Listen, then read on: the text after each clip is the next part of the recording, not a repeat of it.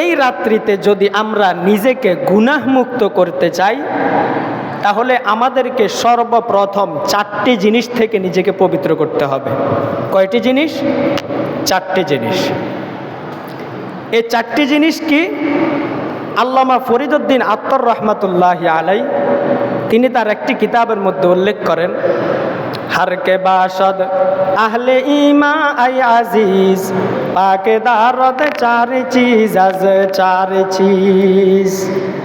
हे ईमानदारगण, हे ईमानवालारा, যদি তোমরা নিজেকে নিজে 4টি জিনিস থেকে মুক্ত করতে পারো, তাহলেই তোমরা পরিপূর্ণ ঈমানদার হিসাবে গণ্য হবে।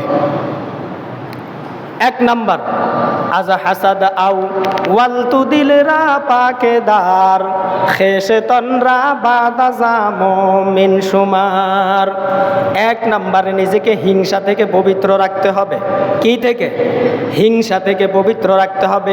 এজন্যই তো রাসূলুল্লাহ সাল্লাল্লাহু আলাইহি ওয়াসাল্লাম বলেন, ইয়াকুম ওয়াল হাসাদা ফা ইন্নাল হাসাদা ইয়াকুলুল হাসানাতি কামা তাকুলুন নারুল হাতাব। তোমরা নিজেকে নিজে হিংসা হইতে বিরত রাখো, কেননা হিংসা এমন একটা জিনিস যেটা নিজের আমলটাকে এমনভাবে জ্বালিয়ে পুড়িয়ে ছারখার করে দেয়, যেমন শুকনা কাঠকে আগুনে ধ্বংস করে ফেলে। নাউজুবিল্লাহি মিন যালিক। তো এই জন্যই কবি বলতেছে, আজা হাসাদা আউ ওয়ালতু দিলরা পাকেদার খেসে তনরা বাদা জামো মিন সুমার। যদি তুমি ঈমানদারদের মধ্যে নিজেকে গণ্য করতে চাও, তাহলে সর্বপ্রথম তুমি নিজেকে নিজে হিংসা থেকে বিরত রাখো। তাহলে 1 নাম্বার। কয় নাম্বার গেছে? 1 নাম্বার, নিজেকে হিংসা থেকে বিরত রাখা। 2 নাম্বার, পাকে দারাজ কিজব আজরি বজ্জবা তাকে ঈমানত না ইফতাদ দরজিয়া। 2 নম্বর, নিজেকে নিজে মিথ্যা এবং গীবত থেকে পবিত্র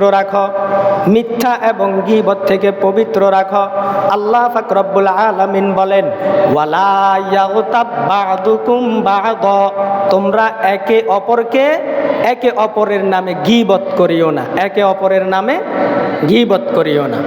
তাহলে 1 নম্বর, নিজেকে হিংসা থেকে পবিত্র রাখতে হবে। 2 নম্বর, নিজেকে মিথ্যা এবং গীবত থেকে পবিত্র রাখতে হবে।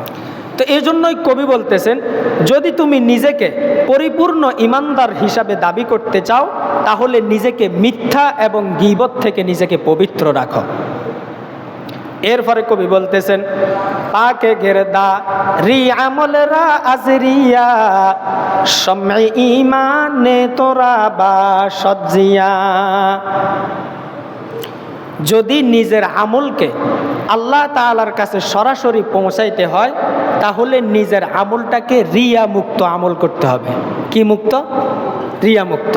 মনে রাখবেন কথাগুলা খুব ভালো করে, এগুলা আমাদের মাঝে অহরহর মানে ডেইলি পাওয়া যায় যে এমন জিনিস এগুলা। 1 নম্বর, হাসাদ থেকে নিজেকে পবিত্র রাখা। 2 নম্বর, মিথ্যা এবং গীবত থেকে নিজেকে পবিত্র রাখা। 3 নম্বর, নিজের আমলটাকে রিয়া মুক্ত আমলে পরিণত করা। 4 নম্বর, চোষে কামারা পাকেদারি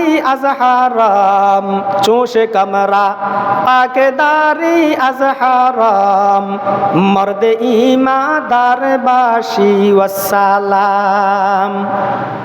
যদি তুমি নিজের আমলটাকে আল্লাহ পাক রব্বুল আলামিনের কাছে গ্রহণযোগ্য হিসাবে আমলে পরিণত করতে চাও, তাহলে নিজের খাদ্য, নিজের গেজাটাকে হালাল রাখতে হবে। কি রাখতে হবে? হালাল রাখতে হবে। নিজের পেটটাকে হারাম থেকে বাঁচিয়ে হালাল গেজায় পরিণত করতে হবে।